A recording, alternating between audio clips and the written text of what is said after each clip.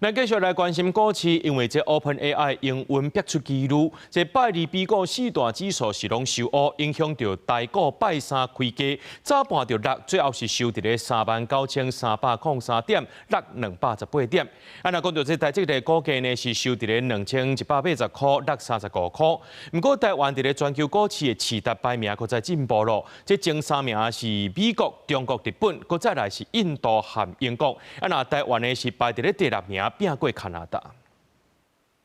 OpenAI 紅白講新用戶甲營收表現，幾若個月無達到內部的目標，引起市場再度憂心 AI 敢會消防。然後拜二美股四大指數全面落挫，科技股出現明顯的回升，影響拜三台股表現開價，早盤上價是38896點，尾盤收至39303點，跌218點。台積電上周五跟本周一大漲之後，那目前看起來有一些調節性的一些賣壓出現。那當然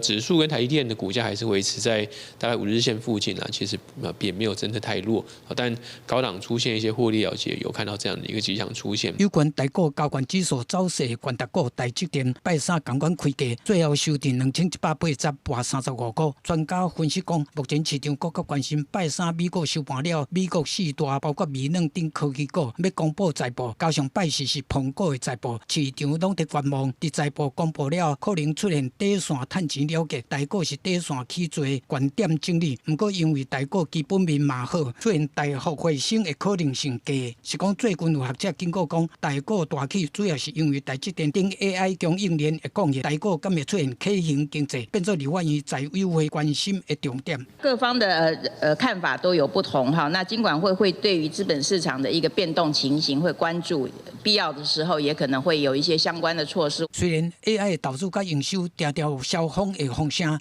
不過根據偏頗的報道，因為 AI 相關類股的需求，甲台積電股價搶懸，台灣在全球股市次達的排名各有進展，前3名分別是美國、中國甲日本，過來是印度、英國，台灣排名全球第6，超過加拿大。記者綜合報道。